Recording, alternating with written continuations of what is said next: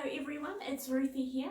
This is my final video on how to write a rhyming children's picture book.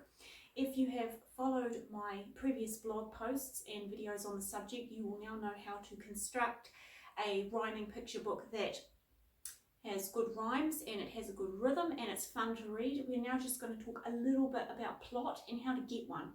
With a rhyming children's picture book, as I've said before, the plot doesn't need to be as tightly constructed as a regular children's book because a lot of the interest from the book comes from the fact you're using poetry, so it's fun to read. It's a lot more expressive, it's a lot more artistic, so the fact it's rhyming means that if you want to just hang a few ideas together, that can be a really nice way of going. So it's perfectly alright if it's a rhyming children's book to have children walking through the forest, looking at the pretty colours and looking at the pretty leaves and just talking about how lovely fall is.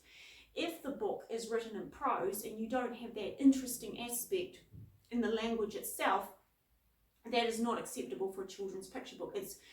I've read books that are written like that, but they're not very good.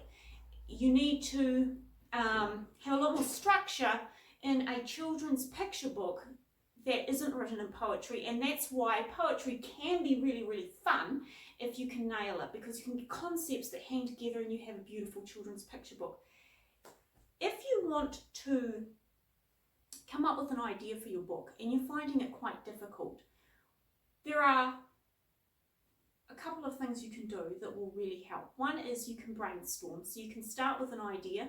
You can start with maybe fall or spring or the rain or cats or dogs, and then you can build up on that until you get some ideas that hang together really nicely. For instance, if you chose the word cat, you could do a poem about how some cats are big and some cats are small and some cats are fierce and some cats are friendly.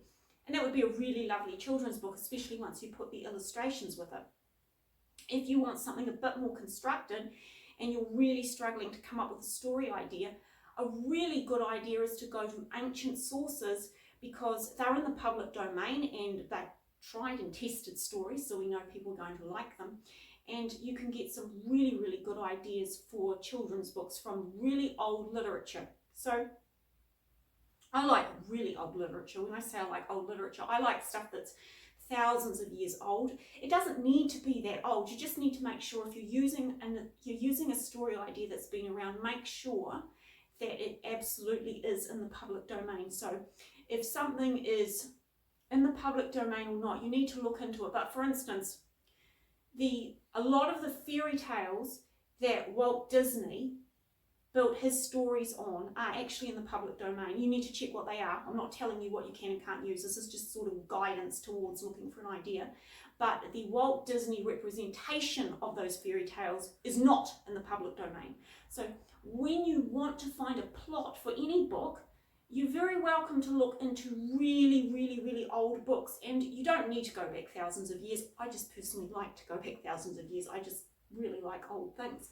I follow this subject more closely in a blog post on the subject. So if you want to check out the link in my bio, you will see that I've got more to say on the subject and I have more hints and tips on how to put it together and how to create a children's rhyming picture book that's got a sense of story or a sense of cohesion to the subject matter you pick. So I hope you've enjoyed these videos. I hope they're helpful, and until next time, stay creative and happy writing. Bye bye.